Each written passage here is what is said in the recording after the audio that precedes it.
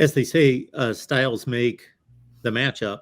And in this one in particular, um, it's intriguing to me because on the surface, you would think, well, USC just has too much explosive firepower on offense to be held down to a place where they're going to be scoring in the Notre Dame range. But I don't generally think that that's going to be the case. I think that this is I don't know what the point spread is on this game. I got to think maybe USC is a 4 to 6 point Yeah, favorite. 4 points, I think. Okay.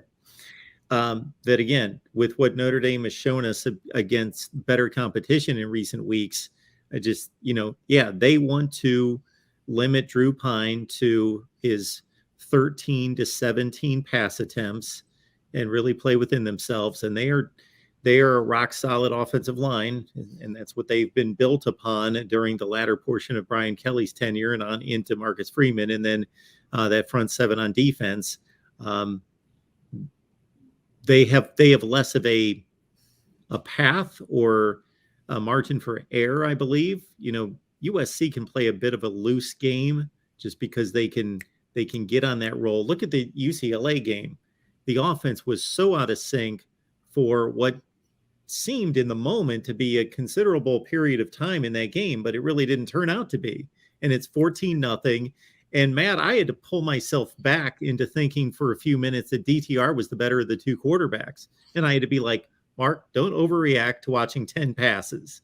But I was thinking, man, DTR, he is on fire. He's looking sharp. And Caleb Williams is a little scattershot at this point.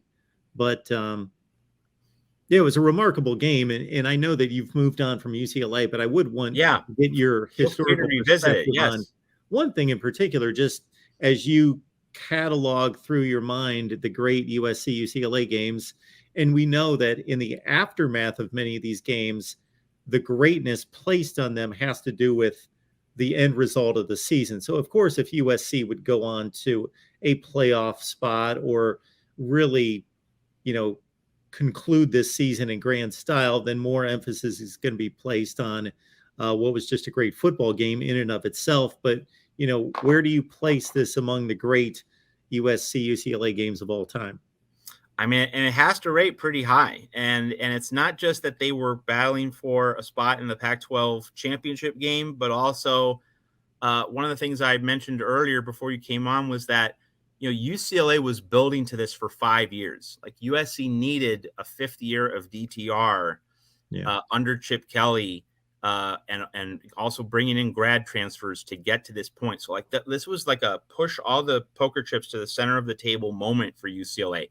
And like you didn't have this kind of storyline, this kind of backdrop in the John Robinson, Terry Donahue era with a fifth-year quarterback, a guy playing 5 collegiate seasons. That was, you couldn't have that then. You could have it here in the pandemic era of college football. And you also didn't have a transfer portal back then. So like the reconfigured nature of both these rosters, with Lincoln Riley being there in year one, trying to make his statement right away, and Chip Kelly and DTR, riding into battle one last time. It's a really unique backdrop going in, and then to see the game that actually happened, and the emotional fallout from every USC UCLA game when the stakes are high is considerable. I mean, imagine what 1967, still really the most important USC UCLA game ever.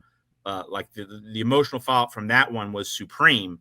This rates pretty highly in terms of how elated the winner is for winning and how crushed the loser is for losing, because UCLA is not going to be relevant next year and probably will need several years to recover from this. And whereas it really feels like that launching pad moment where, this was year one, this was Chip Kelly's big chance to get Lincoln Riley. Yet Lincoln Riley is saying, nope, Chip, I run this show and I'm going to continue to run it. So there really are some fascinating big picture dimensions to this game that you don't have and didn't have for a lot of the Terry Donahue, John Robinson battles of the late 1970s and early 1980s.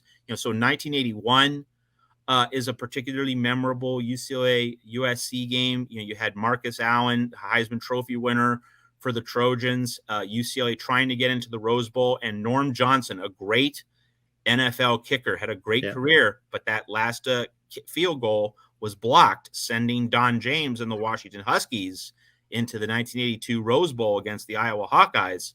So like the 81 game certainly stands out as something with a lot of resonance and a real gut punch feel for the winner and the loser. 1988, Rodney Peete versus Troy Aikman. That was a very celebrated and hyped USC UCLA game going in, and Rodney Peete gets it done. A true Trojan warrior. So that one's special for USC on a number of levels. And of course, UCLA had its own moments with Terry Donahue turning the tide in that rivalry in the 1980s. But so those are some of the installments of this rivalry. But like this game, not just in terms of the theater and the entertainment value, but the impact on the winner and the loser, it rates pretty high up on the scale of USC UCLA games in terms of the impact felt on both sides of this rivalry. And this is something that the rivalry had been missing. And I wrote, before the game during the week at Trojans Wire, that this was the most significant one since 2005, UCLA coming in with one loss, USC being unbeaten. But that game was a total blowout, 66-19, totally forgettable, men against boys. This was, that close, taut, thrilling game.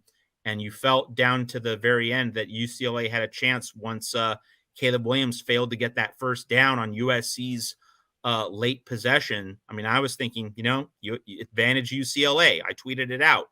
In fact, I got advantage UCLA at the very end when DTR had the ball. And then in comes Corey Foreman, the hero we never knew we needed. And also maybe a missed opportunity going forward, considering the change in conference structure coming up, because I think there's an expectation that USC is going to march into the Big Ten, take its place next to Ohio State, and have a, titanic battle for supremacy in the Big Ten, while UCLA, really nice program, great potential, but this is one of two final opportunities to beat USC in what could be a Pac-12 championship situation, and then march on to the while there's less certainty that they're going to go into the Big Ten and be able to be a prominent member of the Big Ten. Absolutely. Like this was like if we don't get this was an if not now when moment for UCLA football. I mean, that's not said with any kind of disdain or hatred or dislike. It's not meant to laugh at UCLA. That's just the reality of UCLA's situation, that, hadn't sniffed anything the past several years, had this chance with DTR taking a 5th year of eligibility, but then knowing that a rebuild is around the corner. I mean, that's just the logistical, structural fact of this game for UCLA, that we're all in for this year. We're probably not going to be able to do much in the coming years. This is when we have to do it. And USC was able to lock them outside the party.